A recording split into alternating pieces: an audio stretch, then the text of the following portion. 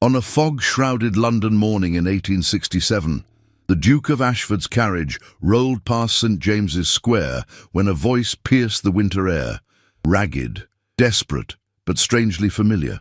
The man in tattered clothes stood frozen, his hand extended for charity, his face hidden beneath grime and beard, but when their eyes met, the Duke's blood turned cold. For the beggar spoke only one word, a name no living soul outside the family walls should know, a secret buried with the Duke's late father 20 years prior. That single utterance would unravel everything. If you're listening to this story, don't forget to click the like button, subscribe to the channel, and tell me in the comments from which part of the world you're listening to this story.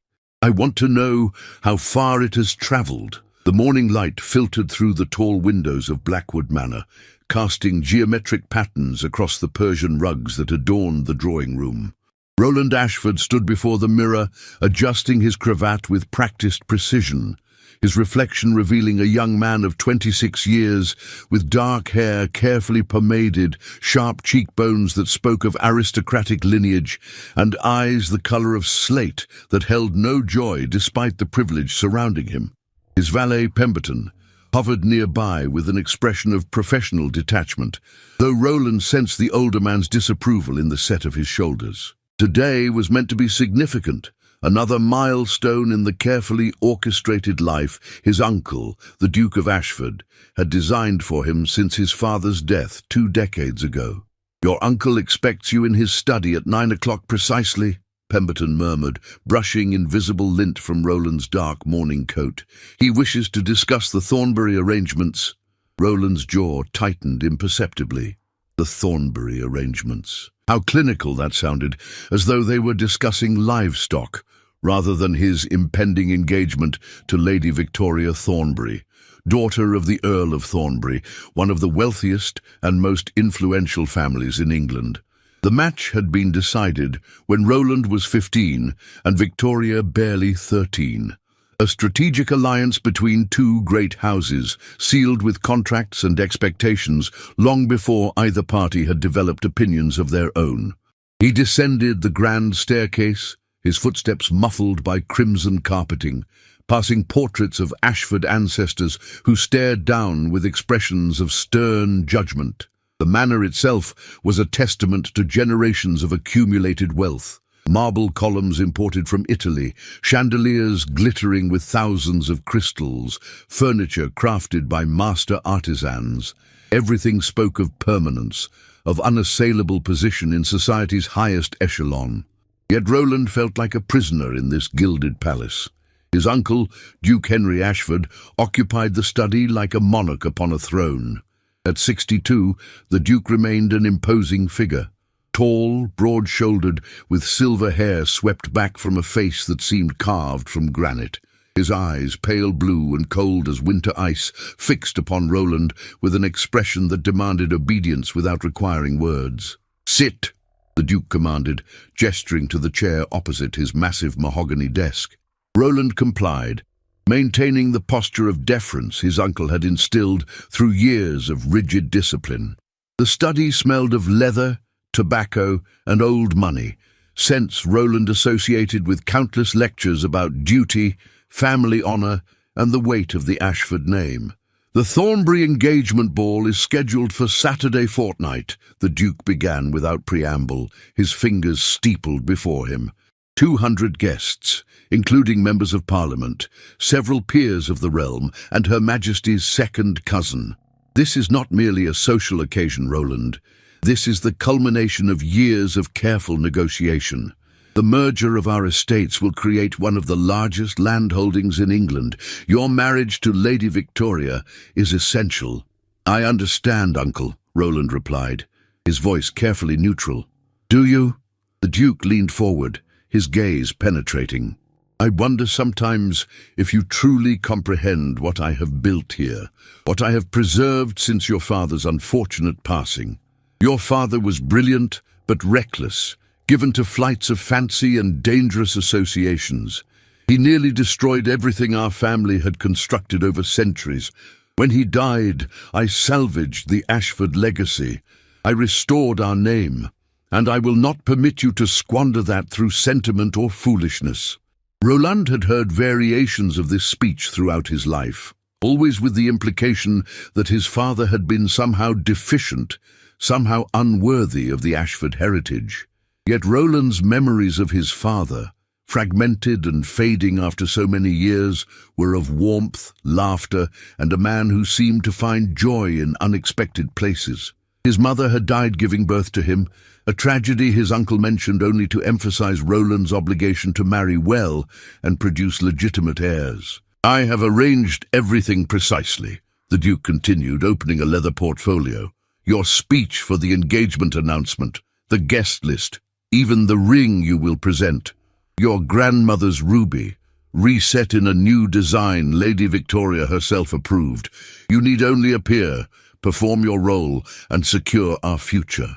And if Lady Victoria and I do not suit each other beyond these arrangements?" Roland asked quietly, knowing the question was futile, but unable to suppress it entirely. The Duke's expression hardened. "Suitability is irrelevant. Marriage among our class is a business arrangement, a strategic alliance. Affection is a luxury afforded to those without responsibilities. You are an Ashford. Your duty supersedes personal inclination. Lady Victoria is beautiful, accomplished, from impeccable lineage, and brings a considerable fortune. What more could any rational man require?" What indeed? Roland thought but did not voice. Perhaps someone who saw him as more than a title and an estate. Perhaps a connection of minds rather than merely a merger of properties. Perhaps the freedom to choose his own path. But such thoughts were dangerous, and Roland had learned long ago to keep them hidden behind a mask of compliance. That afternoon, Roland rode his stallion across the Blackwood estate grounds, seeking temporary escape in motion and solitude. The November wind bit at his face, carrying the scent of wood smoke from tenant cottages, dotting the landscape. The estate stretched across 15,000 acres of rolling countryside, fields, forests, tenant farms, and 3 villages that depended on Ashford patronage. This would all be his one day, when his uncle finally passed on the title. And yet Roland felt no joy at the prospect, only the crushing weight of expectations and a life mapped out in excruciating detail, leaving no room for spontaneity or genuine choice. He had met Lady Victoria Thornbury numerous times at various social functions throughout the years. She was, as his uncle stated, beautiful in the classic sense. Golden hair, porcelain complexion, elegant deportment. She spoke French fluently, played the pianoforte with technical precision, and knew exactly which topics were appropriate for polite conversation. She was, in every measurable way, perfect. She was also entirely disinterested in anything beyond social climbing and maintaining appearances. Their conversations never ventured beyond superficial pleasantries. Roland suspected she viewed him with equal indifference, a necessary component of her own family's ambitions, no more personally significant than the correct silverware at a formal dinner. As darkness fell and Roland returned to the manor, he found his uncle entertaining guests in the main drawing room. Among them was Lord Sterling Thornbury, Lady Victoria's older brother and heir to the Thornbury title. Sterling was 32, handsome in a cold, calculating way, with fair hair and eyes that assessed everyone he encountered as either useful or disposable. "Ah, Roland!" Sterling called out with false warmth, a crystal tumbler of whiskey in his hand. "I was just telling your uncle about the hunting party we are organizing at Thornbury Hall next month. You must attend. We shall have excellent sport, I assure you." Roland murmured appropriate responses, noting how Sterling's gaze held a hint of condescension, as though he were doing Roland a tremendous favor by permitting him to marry into the Thornbury family. Sterling had a reputation for arrogance and casual cruelty toward those he deemed beneath him. Servants, tenants, anyone lacking sufficient rank or wealth. Yet society celebrated him as a paragon of aristocratic excellence. Later that evening, as Roland prepared for bed, he stood again at his window overlooking the estate grounds. Fog had rolled in from the Thames, obscuring the landscape in grey mist. Somewhere beyond these walls existed a wider world, one where men made their own fortunes and chose their own destinies. But for Roland Ashford, nephew and heir to the Duke of Ashford, that world might as well have been on another continent. The engagement ball loomed before him like a sentence pronounced by fate, irrevocable, inescapable, final. Saturday arrived with merciless inevitability. Thornbury Hall blazed with light, every window illuminated as though the great house were ablaze.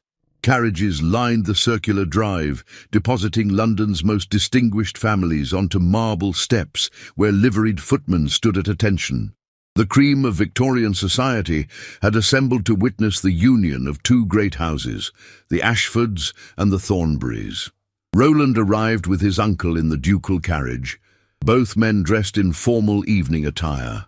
Black tailcoats, white waistcoats, silk cravats precisely tied. The Duke's expression was one of satisfaction, a rare softening of his usual stern countenance. This was his triumph, the culmination of years of negotiation and planning. "Remember your speech," the Duke murmured as they ascended the steps. "Confidence, brevity, gratitude to Lord Thornbury for his daughter's hand. Nothing extemporaneous." The grand ballroom was a spectacle of Victorian opulence, crystal chandeliers casting prismatic light across gilded walls, an orchestra positioned in the gallery above, hundreds of guests dressed in their finest silks and jewels. Servants circulated with champagne and delicacies on silver trays. Conversation hummed with the particular quality of the upper classes, carefully modulated voices discussing politics, property, and prestigious connections. Lady Victoria stood near the centre of the room in a gown of ivory silk and Brussels lace, her golden hair arranged in elaborate curls adorned with pearls. She looked every inch the ideal aristocratic bride, and as Roland approached, she extended her gloved hand with a smile that never reached her eyes. "Mr. Ashford," she said formally, as though they had not known each other for over a decade. "How pleasant you could attend this evening."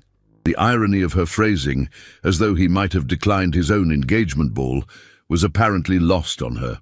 Roland bowed over her hand, performing the ritual as he had been taught. Lord Thornbury called for attention, his commanding voice cutting through the conversational din. The orchestra fell silent.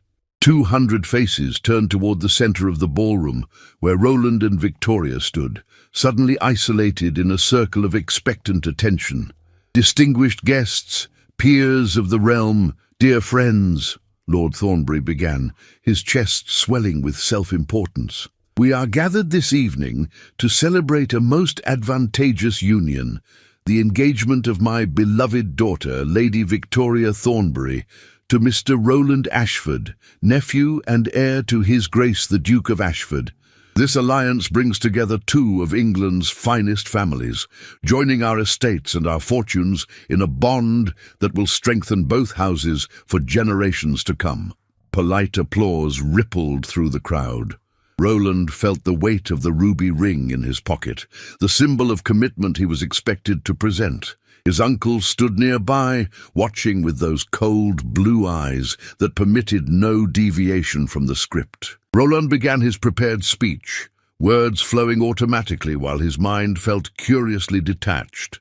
"Lord Thornbury, Lady Thornbury, distinguished guests, I am honoured beyond measure by the trust you have placed in me. Lady Victoria is a jewel of the finest quality, and I pledge to—" "Stop!" The single word cut through Roland's speech like a blade. Every head turned towards Sterling Thornbury, who had stepped forward from the crowd. His expression, a mixture of theatrical concern and barely suppressed amusement. "I apologize for the interruption," Sterling announced, though his tone suggested no apology whatsoever. "But I cannot in good conscience allow this farce to continue. I have information that must be shared before my sister binds herself to the Ashford name." A collective gasp swept through the ballroom. Roland's uncle moved forward, his face darkening. "Lord Thornbury, this is highly irregular." "Irregular, Your Grace?" Sterling interrupted, his voice rising to ensure every guest could hear. Is it irregular to protect one's sister from a fraudulent marriage, to expose the truth about the Ashford legacy? Roland felt ice forming in his chest. What was Shilling suggesting? What could he possibly know about? Roland Ashford is not who he claims to be, Shilling declared, pulling a folded document from his coat. I have here evidence, obtained through considerable effort and expense, proving that Roland's father, the previous Mr. Ashford, engaged in activities that brought shame upon the family name. More significantly, I have documentation suggesting that Roland himself may not be the legitimate heir to the Ashford fortune. But the ballroom erupted in shocked murmurs. Roland stood frozen, his mind reeling. His uncle's face had gone pale, then flushed with rage. "This is preposterous," the Duke thundered. "Slanderous lies designed to what, Your Grace? To prevent my sister from marrying into a house built on deception." Shilling's eyes glittered with malicious satisfaction. He was enjoying this, Roland realized with growing horror. This was not about truth or protecting Victoria. This was calculated cruelty, a power play designed to humiliate and destroy. Victoria had stepped away from Roland as though he carried a contagious disease, her face a mask of shock and revulsion. "Father," she called out plaintively, "is this true? Have we been deceived?" "I assure you, my dear," Lord Thornbury replied, his own expression carefully neutral. He had known. Roland suddenly understood. Father and son had orchestrated this together. "We shall investigate these claims thoroughly. Until then, I cannot possibly allow this engagement to proceed." Roland found his voice at last, though it emerged strained and hollow. "These accusations are baseless. My lineage is documented, verified." "Verified by whom?" Shilling challenged, moving closer with predatory grace. "By your uncle, who had everything to gain from establishing you as heir. I have statements here from servants who claim your father had associations with persons of questionable character, debts, secrets, perhaps even connections that would explain certain irregularities. Each word was carefully chosen to inflict maximum damage without specific enough claims to invite legal challenge. Shilling was destroying Roland's reputation with innuendo and implication, weapons against which there was no effective defense in the court of social opinion. The Duke attempted to restore order, to demand Shilling present his supposed evidence for proper examination, but the damage was irreversible. Guests were already whispering, speculation spreading like wildfire through the assembled crowd. Some faces showed genuine shock, others barely concealed delight at the scandal unfolding before them. Lady Victoria had begun to weep, theatrical tears designed for maximum effect. "How could you?" she directed toward Roland, as though he were the villain in this nightmare. "How could you let me believe we would have a respectable marriage?" Roland wanted to defend himself, to expose Shilling's manipulation. But what could he say? He knew nothing of his father's private affairs, nothing of what might or might not be hidden in the past. His uncle had controlled all information about his father, always speaking of him with contempt and warnings about recklessness. What if there were truths he had never been told? "I believe," Shilling announced with false regret, "that my sister and I must withdraw from this arrangement. Surely everyone understands that the Thornbury reputation cannot be associated with such uncertainty. Come, Victoria." He guided his sister through the parting crowd like a shepherd leading a lamb away from wolves. Victoria cast one final look back at Roland, not with sympathy or regret, but with disdain, as though he was something distasteful she had narrowly avoided stepping in. Lord Thornbury addressed the stunned assembly. "I apologize for this unfortunate disruption. Clearly, there are matters requiring resolution before any union can be considered. I must ask you all to respect my family's privacy during this difficult time. The engagement is formally dissolved." Just like that, in a matter of minutes, Roland's entire future had been obliterated. The guests began to disperse, some approaching the Duke with expressions of false sympathy, others already gossiping behind gloved hands. Roland caught fragments of whispered speculation, always suspected something. Poor Duke, what a burden. The Thornburys are well rid of him. His uncle gripped his arm with bruising force, steering him toward the exit. We are leaving. Now, before this becomes any worse. As they pushed through the crowd toward the entrance, Roland noticed Shilling watching from across the ballroom, a smile of pure triumph on his face. This had been planned, orchestrated for maximum public spectacle. But why?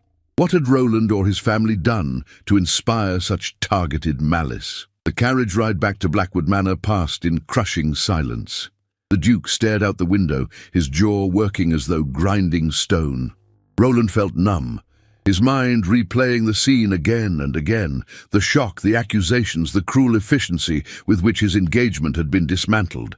As they arrived home, the Duke finally spoke, his voice low and dangerous. "Pack your things. I want you gone from Blackwood by morning." Roland stared at his uncle in disbelief. "Gone? Uncle, surely we can investigate these claims, prove them false. You do not understand the damage that has been done tonight." The Duke's face was terrible in its controlled fury. "Your name, and by extension mine, has been dragged through the mud before the entire aristocracy. Whether Shilling's accusations are true or false is almost irrelevant. Society has already convicted you. Your presence here now is a liability I cannot afford. But where would I go? I have no independent means, no. That is no longer my concern." The Duke's tone was final, implacable. "You have a small trust left by your mother, enough to survive if you are frugal. Beyond that, you are on your own. The Ashford legacy must be protected, and you have become a threat to that legacy." Roland felt the ground disappearing beneath his feet. In the span of a few hours, he had lost his engagement, his reputation, his home, and his future. The uncle who had raised him was casting him out like refuse. "I will investigate my father's past," Roland said quietly, desperately. "I will prove Shilling's accusations false and restore my name." The Duke laughed, a bitter, hollow sound. "You are naive. Shilling Thornbury has no evidence because he needs none. He has only planted doubt, and doubt is more destructive than any proven fact. Now leave my sight. I cannot bear to look at you." Roland climbed the stairs to his room one final time, each step heavier than the last. The manor that had been his prison now expelled him into a world for which he was entirely unprepared. He had no profession, no practical skills, only a gentleman's education designed for managing estates and making polite conversation. As he gathered his few personal possessions, some clothes, a miniature portrait of his mother, his father's pocket watch, Roland caught his reflection in the mirror. The same face, the same features, yet he looked utterly transformed. The comfortable complacency was gone, replaced by something raw and uncertain. Dawn found Roland walking down the manor drive with a single travelling case, leaving behind the only life he had ever known. Fog obscured the landscape, swallowing Blackwood Manor as though it had never existed. His mother's trust would provide a modest income, enough perhaps for simple lodgings and basic necessities, but nothing approaching the lifestyle he had been raised to expect. He had fallen from the golden cage into the cold reality beyond, and he had no idea how to survive what came next. 3 months had reduced Roland Ashford from aristocratic heir to something unrecognizable. He now occupied a cramped room in a shabby lodging house near King's Cross, a neighborhood where respectability went to die. The narrow bed sagged in the middle, the washbasin chipped and stained, the single window offering a view of sooty brick and hanging laundry. The sounds of London's working poor surrounded him.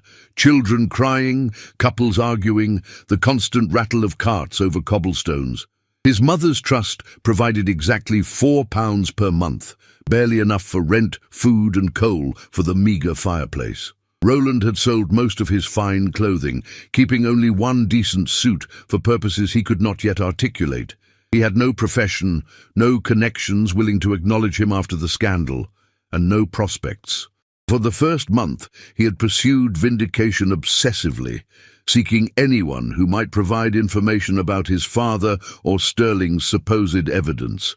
He had written letters to family solicitors, to distant relatives, to anyone who might assist him. Every letter went unanswered. Society had rendered its verdict, and Roland Ashford was guilty simply because the accusation had been made. By the second month, despair had settled in like fog. He spent days walking London streets, observing a world he had never truly seen before. Street vendors hawking chestnuts and meat pies, mudlarks searching the Thames at low tide for anything salvageable, factory workers trudging home with exhausted faces, beggars on every corner, their hands extended in perpetual supplication. He was becoming one of them. The realization struck him one morning as he stood before his cracked mirror, noting how his clothes hung loose on his frame, how his face had thinned from inadequate nutrition, how his hands, once smooth and cared for, now bore calluses from chopping his own firewood. He looked like what he was becoming, desperate, forgotten, invisible. That afternoon, Roland walked aimlessly through Bloomsbury, his stomach cramping with hunger. He had 3 shillings remaining until his monthly allowance arrived, still 2 weeks distant. 3 shillings for food, fuel, everything. The mathematics were cruel and unforgiving. He found himself on a street corner watching wealthy carriages pass, their occupants wrapped in furs and complacency. Some part of him recognized the absurd reversal. He who had been carried through London in a duke's carriage now stood on the pavement like any common beggar. "Spare a coin for an old soldier, sir." A ragged man with a wooden leg stood nearby, his palm extended hopefully toward passers-by, who uniformly ignored him. "Served Her Majesty at Sebastopol, I did. Lost me leg for crown and country." Roland had nothing to give, but he stood watching the man's futile appeals with a strange fascination. This was survival on the streets. Constant appeal to the charity of those who mostly felt none. How long before Roland himself stood with an extended hand, begging for shillings to purchase another day? "You look troubled, young man." Roland turned to find an elderly woman regarding him with shrewd, not unkind eyes. She was perhaps 70, dressed in black bombazine that had seen better days, but remained clean and well-maintained. Her silver hair was arranged neatly beneath a modest bonnet, and she carried herself with a dignity that poverty had not quite extinguished. "I apologize," Roland said automatically, starting to move away. "No apology necessary. I am Mrs. Agatha Pembroke, and I make it my business to notice those who seem lost in this great, indifferent city." She tilted her head, studying him. "You were not born to these circumstances. I can see it in your posture, hear it in your speech. Yet here you stand, contemplating that poor veteran with the expression of one who sees his own future." Roland felt stripped naked by her perception. "I have no idea what you mean. Do not compound your troubles with dishonesty, young man. I have lived too long to be deceived by polite deflection." He gestured toward a small tea shop across the street. "Come. Allow me to purchase you a cup of tea and a sandwich. You look as though you need both, and I have questions that your pride may permit you to answer over food." Pride should have driven Roland away, but hunger and desperate loneliness proved stronger. He followed Mrs. Pembroke into the modest establishment, where she ordered with the authority of a regular patron. Soon, Roland found himself consuming tea and a beef sandwich with an urgency that betrayed his circumstances. "Now," Mrs. Pembroke said once his immediate hunger had been addressed, "tell me your story. I shall not judge, and I may even be able to help." Something in her voice, a genuine interest without the condescension he had encountered elsewhere, unlocked Roland's carefully maintained reserve. He told her everything. His upbringing as heir to the Ashford fortune, the arranged engagement, Sterling's public accusations, his uncle's banishment, the months of fruitless attempts at vindication. He spoke without self-pity, simply narrating facts, yet the cumulative weight of his fall was evident in every sentence. Mrs. Pembroke listened without interruption, her intelligent eyes never leaving his face. When he finished, she was silent for a long moment, sipping her tea thoughtfully. "You have been treated abominably," she finally said, "but I suspect you already know that. The question is what you intend to do now.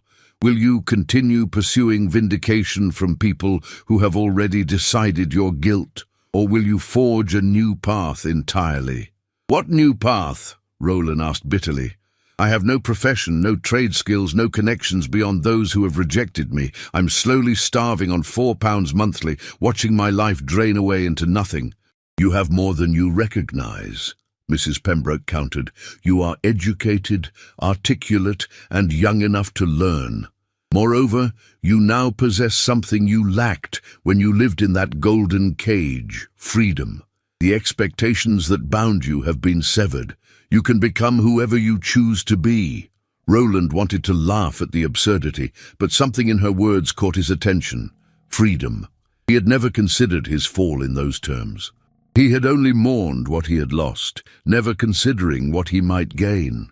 "I have a proposition," Mrs. Pembroke continued. "I run a small charitable organization in Bloomsbury, a reading room and educational society for those who wish to better themselves. We teach reading, writing, basic mathematics, and practical skills to working-class adults who were denied proper education. We also host lectures on various topics.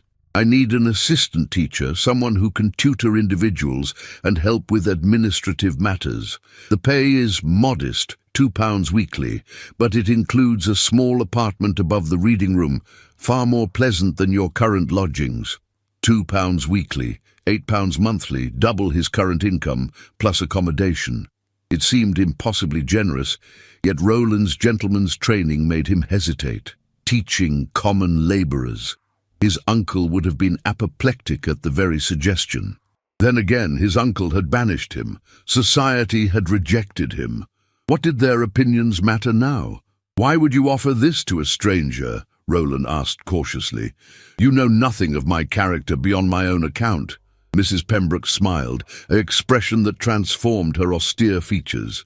"I know you did not steal this sandwich, despite obvious hunger, until I offered to purchase it. I know you speak honestly about your circumstances rather than inventing flattering falsehoods. And I know something else. I knew your father." Roland felt as though the floor had shifted beneath him. "You knew my father?" "Edmund Ashford, yes. He was a patron of our society before his death. He believed passionately in education for all classes, in breaking down barriers between those born to privilege and those denied it. Your uncle likely never mentioned Edmund's charitable work because he considered it scandalous, consorting with the lower classes, wasting resources on the undeserving poor. But Edmund was one of the finest men I have known." Tears burned unexpectedly in Roland's eyes. His father had been real, had cared about something beyond estate management and social position. The uncle who had raised him had erased this entire dimension of Edmund Ashford's life, leaving only contempt and warnings about recklessness. "If you are Edmund's son," Mrs. Pembroke said gently, "then I have faith you possess his qualities. Will you accept my offer? Will you help me continue the work your father believed in?" Roland nodded, unable to trust his voice. For the first time in 3 months, he felt something other than despair. A fragile, tentative hope that perhaps his life was not over, but merely transforming into something unexpected. The Bloomsbury Reading Society occupied a converted townhouse on a quiet street lined with plane trees. The ground floor housed a library of donated books, mismatched shelves crammed with volumes ranging from basic primers to works of literature and science. Long tables accommodated students of all ages. Dock workers learning to read contracts, seamstresses studying mathematics, young men preparing for civil service examinations. Mrs. Pembroke introduced Roland to the volunteers and regular students with simple efficiency. "This is Roland. He will be assisting with tutoring and administrative matters. Please make him welcome." There was no mention of titles, scandal, or fallen aristocrats. Here, Roland was simply Roland, judged by his contribution rather than his pedigree. The apartment above the reading room was small but clean. One room with a proper bed, desk, washstand, and a window overlooking the street. After his King's Cross lodgings, it seemed palatial. Roland began his work cautiously, uncertain of his abilities. His education had been classical and largely ornamental: Latin, Greek, philosophy, literature. He had never considered how one taught someone to decode written words or calculate basic sums. But his students proved patient with his inexperience, and Roland discovered an unexpected aptitude for explanation. He worked with James, a bricklayer of 40 who had never learned to read and was determined to understand the Bible himself rather than relying on others' interpretation. He tutored Sarah, a young widow who needed mathematics to run the small shop she had inherited from her husband. He helped Thomas, a railway clerk, prepare for an examination that might lead to promotion. Each student carried a story, a life of labor and struggle that humbled Roland's own troubles. They worked exhausting hours at dangerous jobs, lived in overcrowded conditions, and still sought improvement through education. Their determination and dignity challenged every assumption Roland had absorbed about class and worthiness. Weeks passed in a rhythm of teaching, studying, and gradual transformation. Roland began borrowing books from the library, not classical literature, but practical works on science, economics, social reform. He attended lectures that Mrs. Pembroke organized, where speakers addressed topics ranging from public health to voting rights to factory conditions. At one such lecture, Roland encountered someone who would alter his trajectory once more. Dr. Elias Reid was 35, a physician who ran a clinic in the East End, serving London's poorest residents. He spoke that evening about the connection between poverty and disease, arguing passionately for social reforms that would improve living conditions for the working class. He was tall, lean, with dark hair touched with grey at the temples and eyes that burned with conviction. After the lecture, attendees gathered for tea and discussion. Roland found himself drawn into conversation with Dr. Reid, initially intending only to ask a question about public health policy.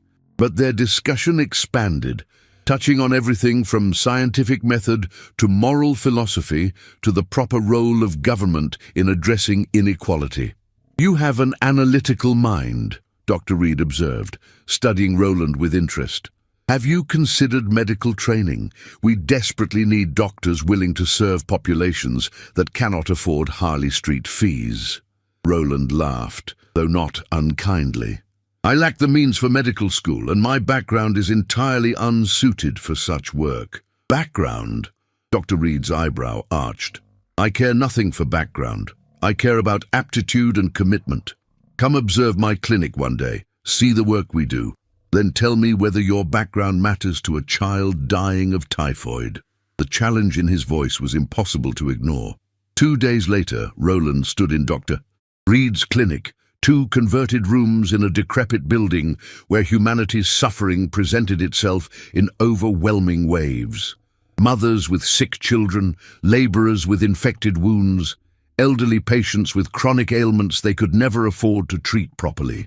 Dr. Reid moved among them with tireless efficiency, treating, comforting, organizing care with limited resources. Roland assisted in small ways, fetching supplies, cleaning instruments, comforting frightened children. The work was exhausting and heartbreaking, yet at day's end, Roland felt more alive than he had in months. This was purpose, not merely existence. "You did well," Dr. Reid said as they closed the clinic. "Better than most who encounter such conditions for the first time. Would you consider volunteering regularly? I could teach you basic medical care. You would be useful, and you might discover a vocation." Roland agreed without hesitation. Over the following weeks, he divided his time between the Reading Society and Dr. Reid's clinic, learning to clean wounds, recognize symptoms, comfort the dying. It was brutal education in humanity's suffering, but also in resilience and courage. His conversations with Dr. Reid expanded beyond medicine. Elias, as he insisted Roland call him, possessed a brilliant mind and a passion for reform that reminded Roland of what Mrs. Pembroke had said about his father. Elias believed in using science and reason to improve society, in breaking down class barriers that prevented collective progress. "You are not what I expected when we first met," Elias said one evening as they walked home from the clinic. "There is something in your manner that suggests you came from privilege, yet you work alongside the poor without condescension. What is your story, Roland?" Roland hesitated, then found himself sharing an abbreviated version of his history. He mentioned falling from society, but omitted specific names and details. Elias listened without judgment. Society's cruelty often reveals society's failures, not the individuals, Elias observed. You have been given an opportunity many never receive, to see life from multiple perspectives. Use it, learn from it, become someone who builds bridges between worlds that normally never meet. As winter turned to early spring, Roland realized he had not thought about vindication or returning to his former life in weeks. He was too busy teaching, learning medicine, engaging with ideas that challenged everything he had been taught about the proper order of the world. He had friends, genuine friends, not merely social acquaintances, in Mrs. Pembroke, Elias and his students. One evening, as he sat at his desk writing a letter to a medical supply company on behalf of Elias's clinic, Roland caught his reflection in the window glass. He looked different, leaner, harder, more defined by purpose than privilege. The soft, complacent young man who had stood in Thornbury Hall months ago had been burned away, replaced by someone he barely recognized but was beginning to respect. He thought occasionally of Sterling Thornbury and Lady Victoria, wondered if they were satisfied with their cruelty. But the rage he had initially felt had transformed into something closer to pity. They remained trapped in the golden cage, prisoners of social expectations and empty ambitions. Roland had been freed, however brutally, to discover what actually mattered. He did not yet know where his new path would lead, but for the first time in his life, Roland Ashford was choosing his own direction. That freedom, he was beginning to understand, was worth more than any title or estate. 9 months after his banishment, Roland stood before the doors of the Royal Society for Social Reform, checking his reflection in the polished brass plate one final time. He wore his one good suit, carefully maintained, his hair trimmed and face clean-shaven. Behind him, Mrs.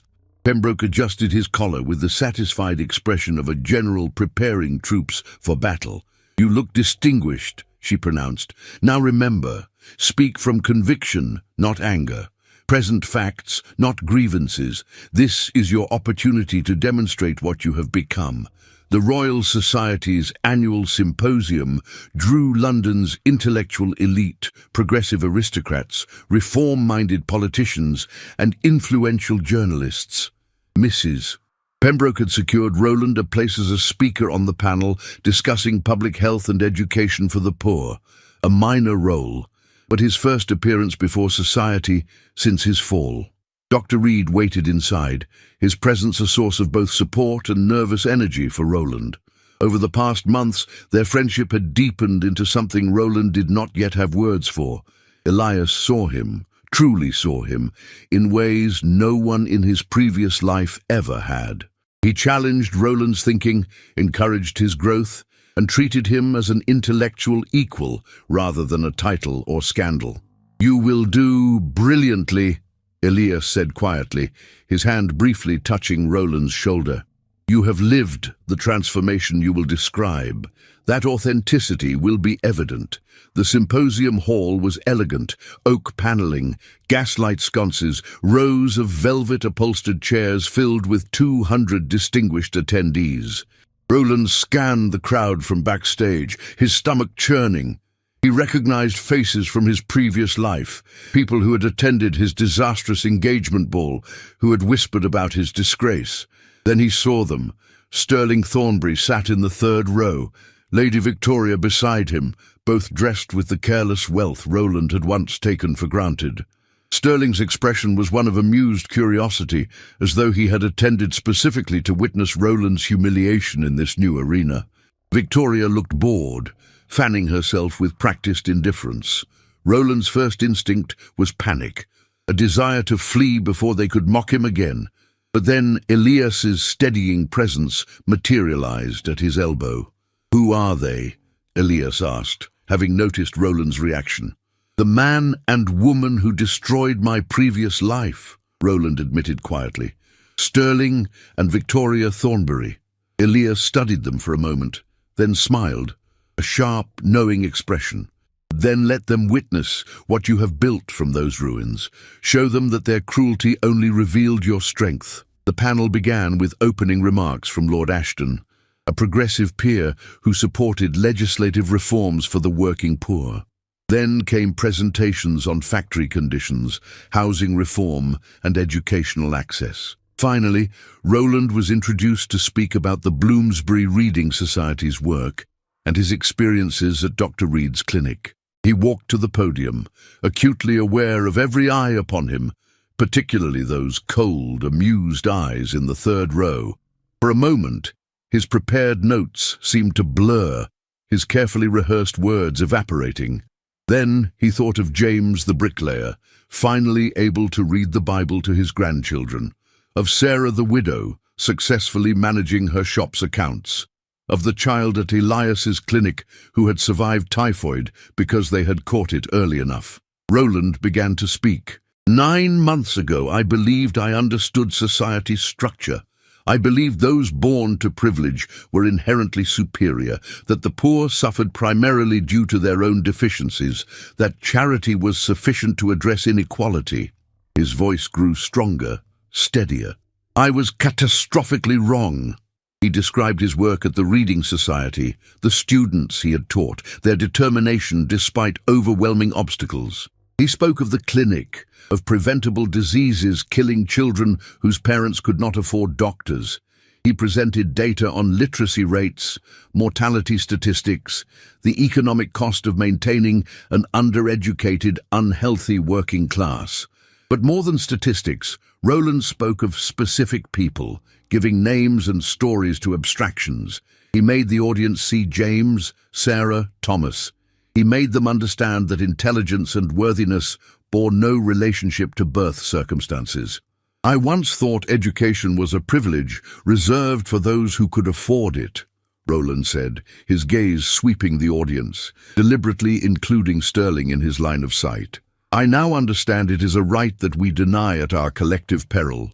An educated populace strengthens the entire nation.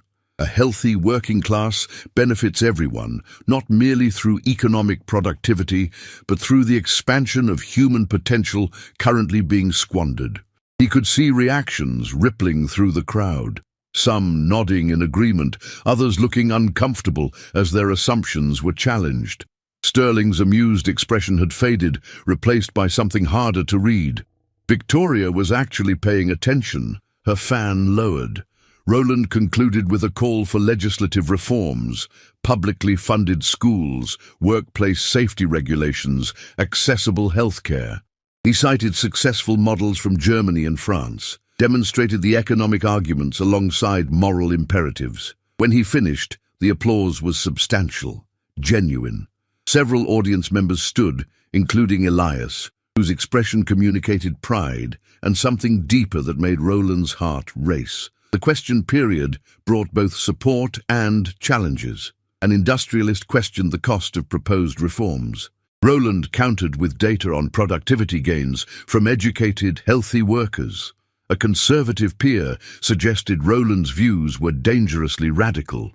Roland calmly pointed out that preventing revolution through reform was hardly radical, but rather prudent. Then Shilling Thornbury stood. "Mr. Ashford," he called out, his voice carrying clearly, "you speak eloquently about education and social reform. Yet I wonder if the audience is aware of your background, that you yourself were once part of the privileged class you now critique, that you have personal reasons for advocating the overthrow of social hierarchies." The hall fell silent. Roland felt the familiar ice forming in his chest. Shilling was attempting to undermine his credibility by exposing his origins and scandal, but Roland had anticipated this possibility. Mrs. Pembroke had warned him it might come. "Lord Thornbury," Roland replied, keeping his voice level, You are quite correct. I was indeed raised in privilege, educated in the most exclusive institutions, groomed for a position among society's elite. That experience gives me unique perspective on the system I critique. I have seen firsthand how privilege can create complacency, how isolation from the struggles of others can generate contempt disguised as paternalism. He paused, meeting Sterling's gaze directly.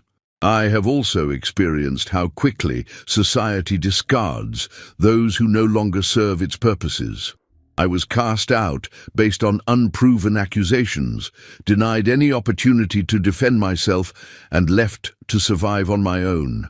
That experience taught me far more than my privileged education ever did. It taught me about resilience, about the arbitrary cruelty of social hierarchies, and about the extraordinary courage of people who face such challenges daily without ever having known privilege to lose. The audience stirred, some whispering. Roland continued before Sterling could respond.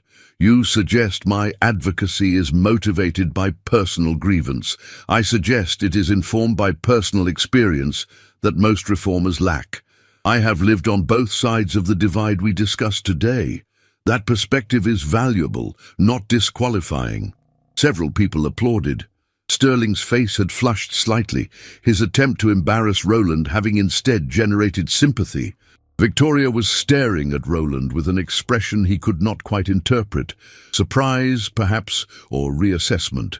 Furthermore, Roland added, deciding to press his advantage, I note that Lord Thornbury himself is among the privileged elite. His presence here suggests even he recognizes the need to address social inequalities, unless, of course, he attended merely to undermine speakers, rather than engage substantively with ideas. That drew scattered laughter. Sterling sat down abruptly, his expression thunderous. Roland had turned the confrontation to his advantage, something the old Roland, the compliant, controlled version, would never have dared attempt. After the symposium concluded, Roland found himself surrounded by attendees eager to discuss his presentation. Journalists requested interviews. Several wealthy philanthropists expressed interest in supporting the Reading Society or Elias's clinic. A publisher suggested Roland write a pamphlet expanding his arguments. Through the crowd, Roland caught glimpses of Sterling and Victoria preparing to leave. Sterling looked furious, his pride clearly wounded by public defeat. But Victoria paused at the door, turning back to look at Roland one last time. Her expression was complex. Regret, perhaps, or merely curiosity about the man she had so easily dismissed 9 months earlier.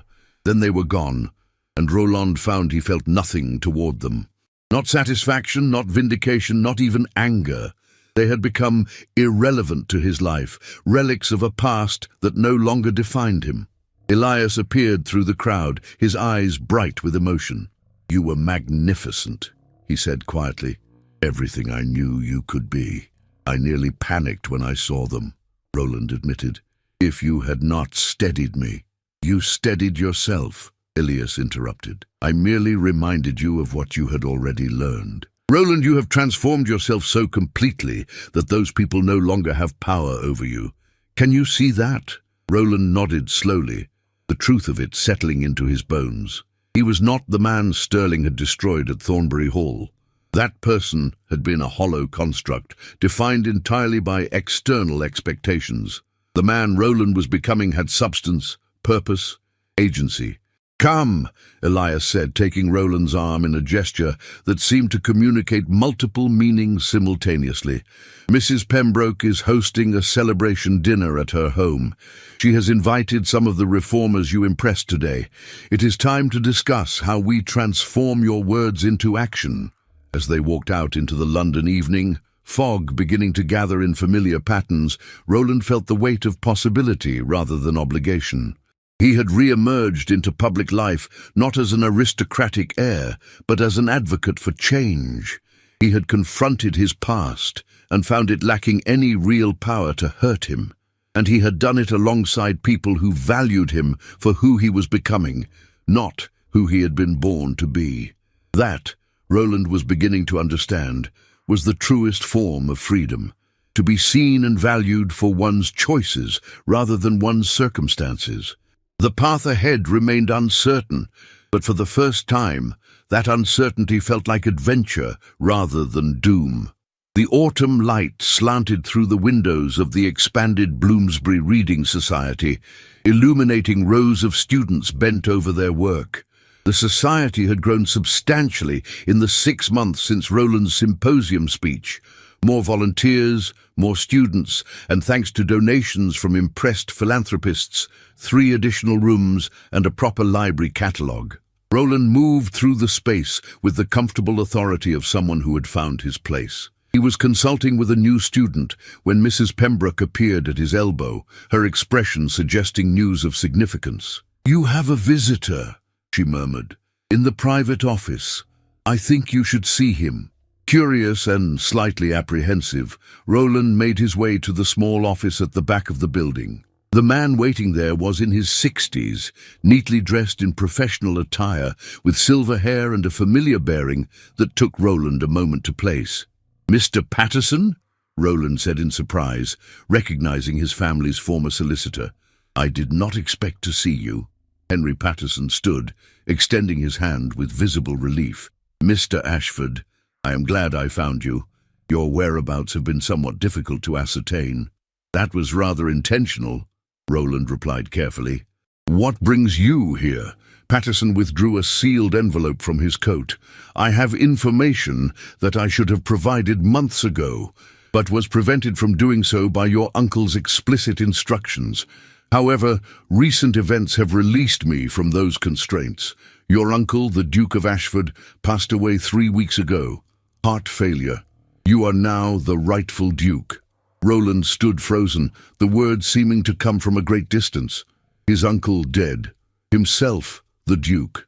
The title, the estates, everything he had been banished from now legally his. "I see," he managed. "That is unexpected news." "There is more," Patterson continued, opening the envelope. "Before his death, your uncle made a deathbed confession to the family priest, who felt obligated to inform me as executor of the estate. The accusations Shilling Thornbury made about your father and your legitimacy were entirely false. Your uncle knew they were false because he himself had provided Shilling with the supposed evidence." The floor seemed to tilt beneath Roland's feet. "My uncle orchestrated my disgrace?" Patterson nodded gravely. "He did so because he had discovered you were corresponding with reformist political circles, expressing sympathy for working-class movements. He feared you would squander the Ashford fortune on charitable endeavours and radical causes, exactly as your father had begun to do before his death. The Duke decided it would be better to discredit you entirely, marry you to someone who would control your impulses, and failing that, remove you from the succession." Roland sank into the nearest chair, his mind reeling. Shilling had been cruel, yes, but he had been a weapon wielded by someone closer, by the man who had raised Roland, who had claimed to protect the family legacy. "Shilling Thornbury was complicit?" Roland asked. "Shilling approached your uncle after learning of your engagement to his sister," Patterson explained. "He wanted to prevent the marriage because he coveted Lady Victoria for a wealthier match, the heir to a shipping fortune. Your uncle and Shilling made an arrangement. Shilling would publicly disgrace you. Your uncle would cast you out, and Shilling would be free to pursue his preferred match for his sister. Both men achieved their objectives." "And my father?" Roland's voice was hoarse. "What truth is there about him?" Patterson's expression softened. "Your father was everything your uncle claimed to despise. Generous, idealistic, committed to using his wealth to improve society. He established schools, funded medical clinics, supported labor organizations. Your uncle viewed these activities as dangerous radicalism. When your father died suddenly, and I should note, there were always questions about whether that death was entirely natural, your uncle systematically erased all evidence of Edmund Ashford's charitable work and reformist sympathies. The room felt too small, the air too thin. Roland's entire understanding of his history was dissolving and reforming. His father had not been reckless or shameful. He had been exactly what Roland himself was becoming, and his uncle had not been a stern protector, but a calculating manipulator who had orchestrated Roland's destruction to preserve his own vision of propriety. "There is a legal matter," Patterson continued. "Your uncle's confession, witnessed by the priest, combined with documentation I have preserved, provides grounds to demand Sterling Thornbury issue a public retraction of his accusations. You could sue for damages. You could force him to acknowledge his role in the conspiracy." Roland looked up sharply. "What would that achieve?" "Complete restoration of your reputation," Patterson said, as though this were obvious. "Acknowledgement by all of society that the accusations were false, orchestrated, your return to your rightful place among the aristocracy, Sterling Thornbury's social destruction in recompense for what he did to you." Roland stood and walked to the window, looking out at the street where working-class Londoners went about their daily struggles. From this office, he could see the clinic where Elias was undoubtedly treating patients at this moment. He could hear the voices of students in the next room, laboring to better themselves against overwhelming odds. "No," he said finally. Patterson blinked. "I beg your pardon? I do not want revenge on Sterling Thornbury," Roland clarified. "Nor do I want restoration to society on those terms.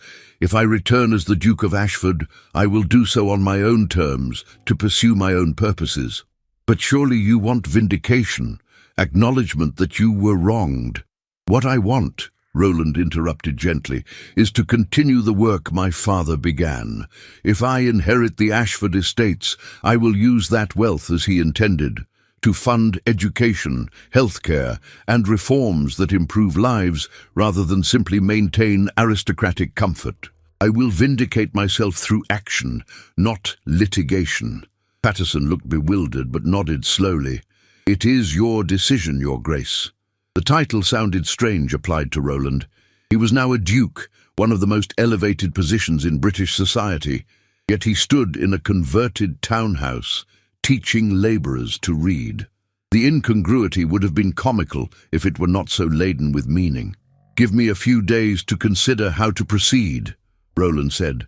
"In the meantime, please do not announce my identity or my uncle's death publicly.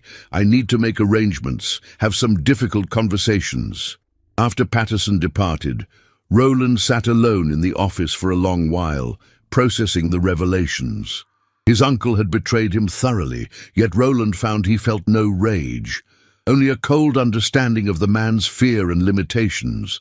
The Duke had seen Roland developing ideals that challenged the established order and had chosen to destroy his nephew rather than allow those ideals to flourish. That evening, Roland met Elias at their usual coffee house, a modest establishment where intellectuals and reformers gathered to debate politics and philosophy. Roland had delayed this conversation, uncertain how to navigate the complexities. But recent events demanded honesty.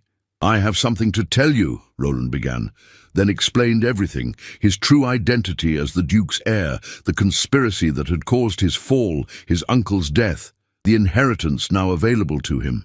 Elias listened without interruption, his expression difficult to read. When Roland finished, a heavy silence stretched between them.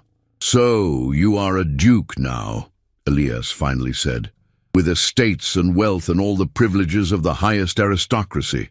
"Technically, yes," Roland admitted. "But that does not change who I am, or what I want to do with my life. Does it not?" Elias's tone was careful, guarded. "You have the option now to return to your previous world, to reclaim everything you lost. Why would you choose to remain in Bloomsbury, teaching reading classes and working in a charity clinic?" Roland heard the unspoken fear beneath the question, that Roland would leave, that their friendship and whatever deeper connection had been developing between them would be abandoned when privilege beckoned. "Because that previous world was a cage," Roland said quietly. "Because the work we do here matters more than any title. Because I discovered who I actually am in this life, not in the one that was designed for me." He hesitated, then added, "And because you are here." Elias met his gaze, something vulnerable and hopeful flickering in his eyes. "What does that mean?" It means, Roland said carefully, aware they were treading dangerous ground in a society that did not acknowledge the feelings he was trying to articulate, that you have become the most important person in my life, that I cannot imagine pursuing any path that does not include our partnership, that I would choose this work and your companionship over any privilege or title. The words hung between them, weighted with implications neither dared speak more explicitly in a public establishment. But understanding passed between them, an acknowledgement of connection deeper than friendship, more significant than any socially sanctioned relationship. "Then what will you do?" Elias asked quietly. "You cannot simply ignore your inheritance." "No," Roland agreed, "but I can use it as my father intended. I will establish the Ashford Foundation for Social Reform. We will fund education initiatives, medical clinics in underserved areas, housing improvements for the poor.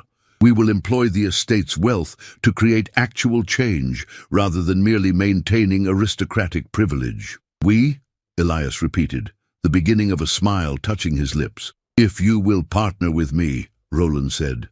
"I need someone with medical expertise to direct healthcare initiatives, someone who understands the communities we aim to serve. I need someone whose judgment I trust completely to ensure the Foundation's work remains genuine rather than performative charity."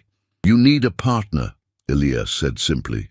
"Yes," Roland acknowledged, the word carrying multiple meanings, "in every sense that society will permit, and perhaps some it will not."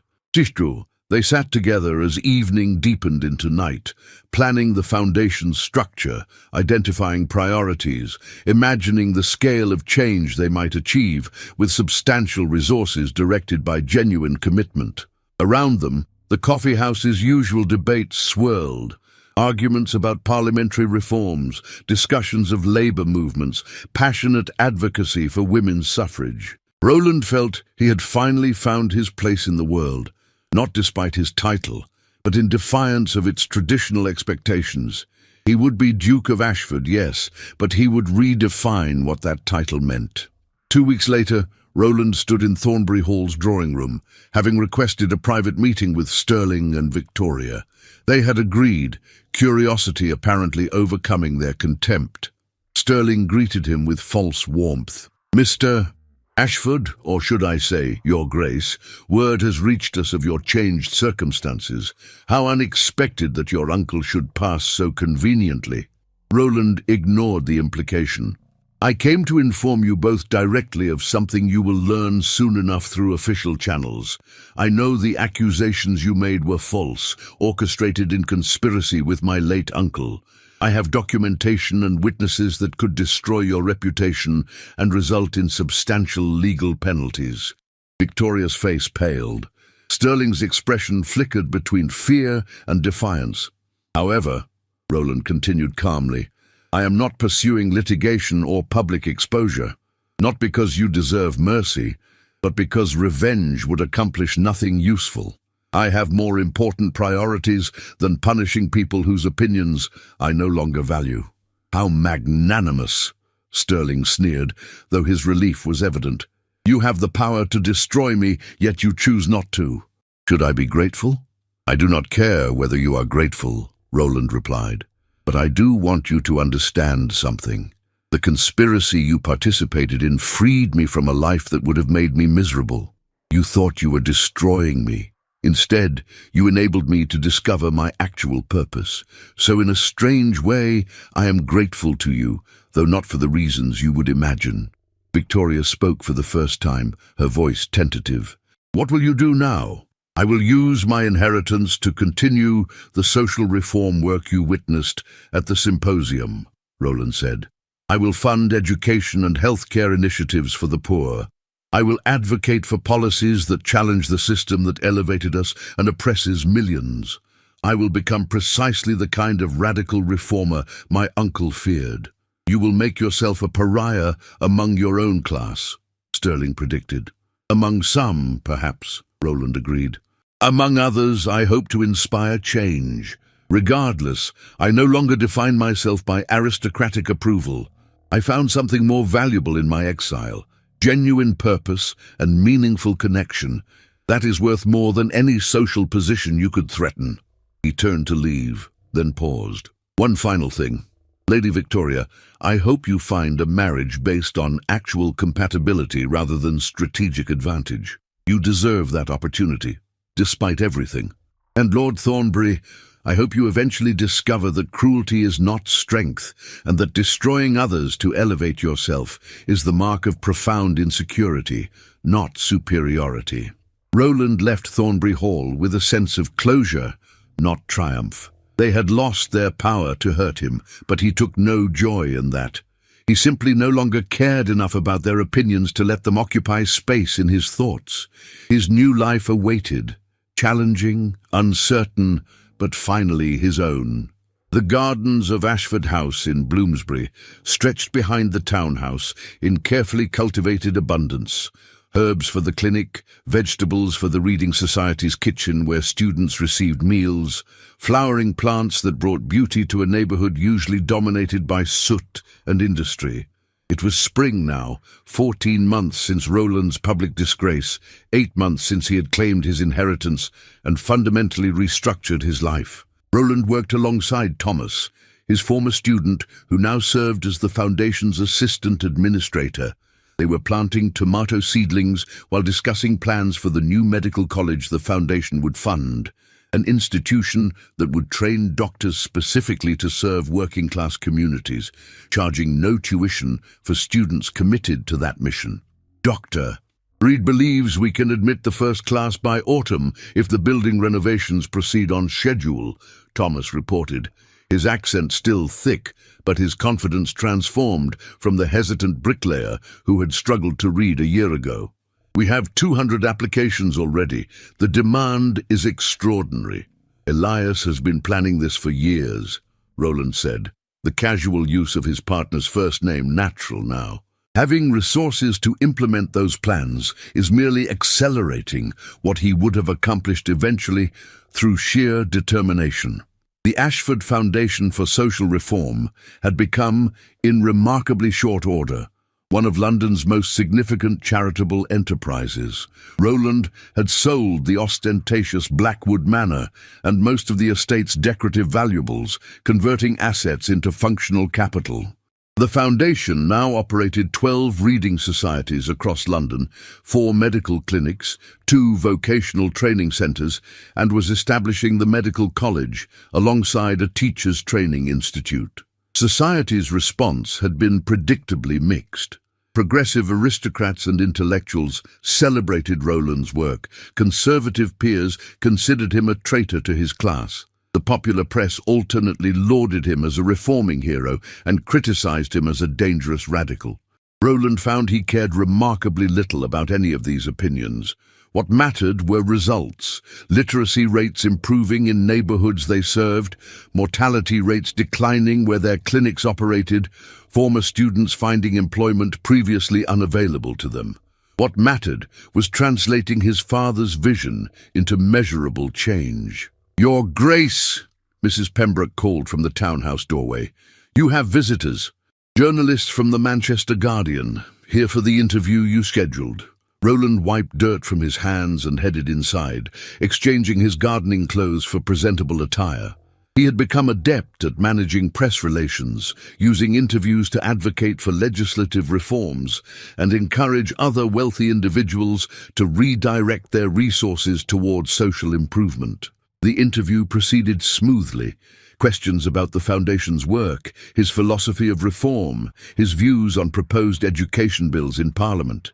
Near the end, the senior journalist leaned forward with obvious interest. "Your Grace, there have been rumours about your personal situation. You live here in Bloomsbury rather than in a ducal mansion. You work directly alongside common labourers, and you share this residence with Dr.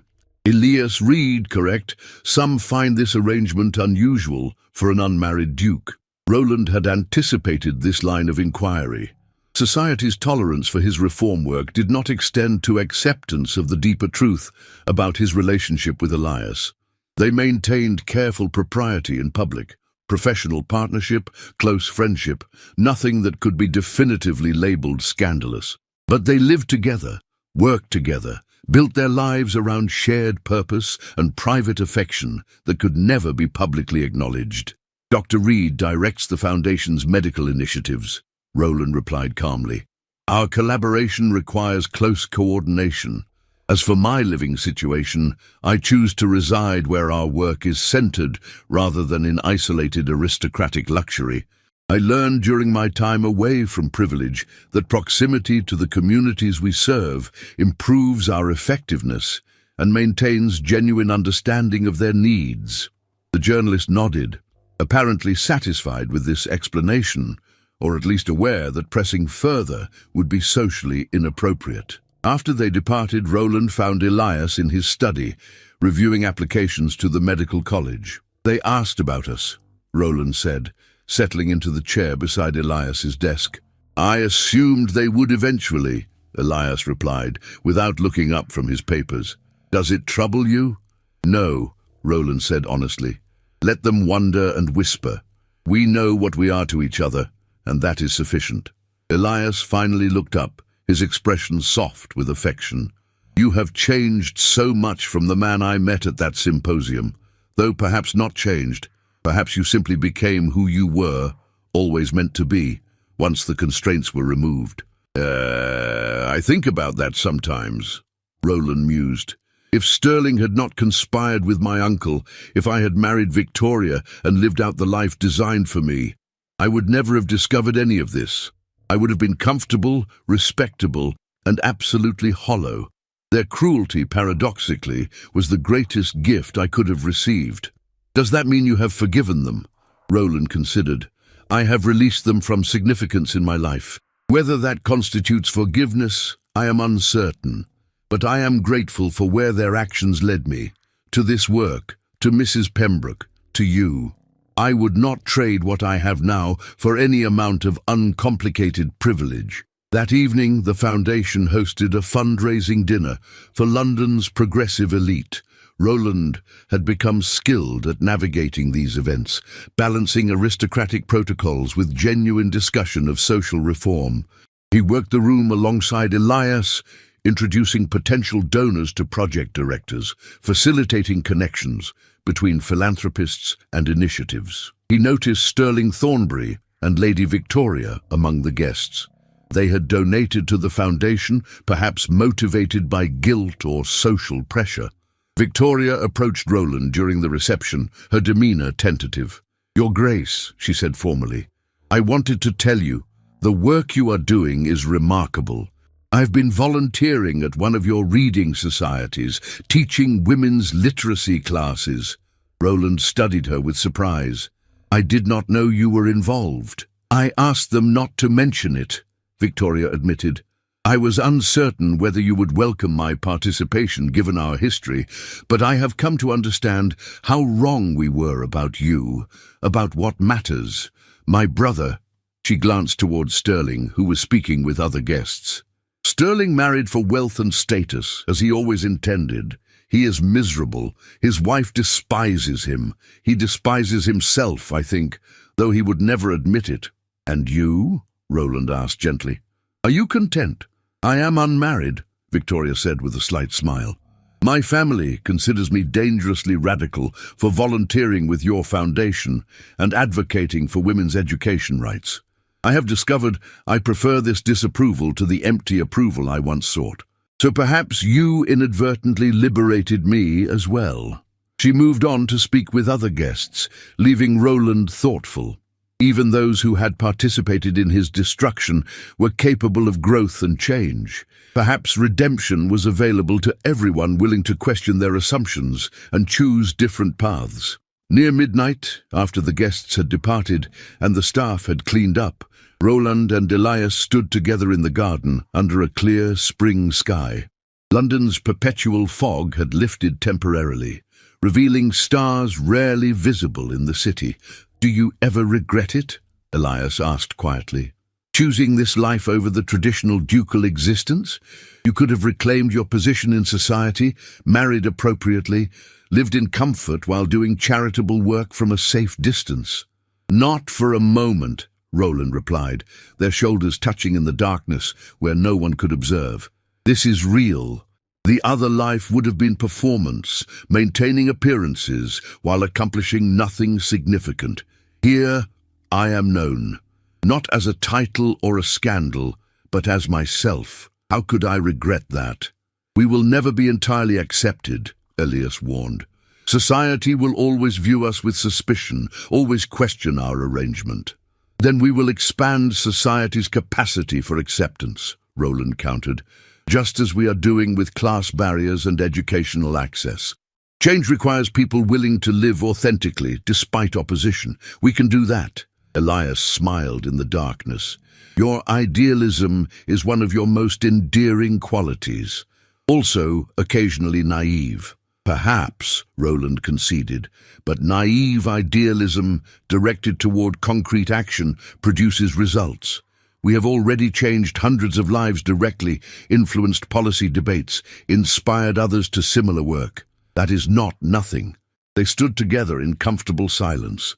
Two men who had found each other against improbable odds, who had built something meaningful from the wreckage of Roland's former life. The foundation would continue expanding. The causes they championed would face opposition. Their personal relationship would always exist in society's shadows. But they had something Sterling Thornbury, with all his cruel manipulation, had never understood. Genuine connection, purposeful work, and the freedom that comes from living according to one's own values rather than external expectations. Roland thought of the beggar he might have become without Mrs. Pembroke's intervention, standing on street corners with an extended hand. In a sense, he had become that beggar, someone outside the system's protection, dependent on charity and goodwill. But rather than destroying him, that position had enabled transformation. He had fallen from the golden cage and discovered he could fly. The future remained uncertain, full of challenges and opposition. Parliament would resist their proposed reforms. Conservative society would continue attacking their work as dangerous radicalism. Financial resources, however substantial, were finite and could not address every need. But Roland had learned something essential during his journey from aristocratic heir to disgraced outcast to reforming duke. Authentic purpose mattered more than comfortable security. Meaningful relationships transcended social approval, and the freedom to choose one's own path, even a difficult one, surpassed any amount of inherited privilege. He was Duke of Ashford, yes, but he had redefined what that title meant. Not a guardian of aristocratic exclusivity, but a bridge between worlds. Not a preserver of hierarchy, but an advocate for its transformation. Not a victim of scandal, but its beneficiary. Sterling Thornbury had intended to destroy him. Instead, he had freed him to become who he was always meant to be. And that, Roland reflected as he stood in the garden with Elias beside him and the Foundation's work stretching before them, was victory of the truest kind. If you're listening to this story, don't forget to click the like button, subscribe to the channel, and tell me in the comments from which part of the world you're listening to this story. I want to know how far it has traveled.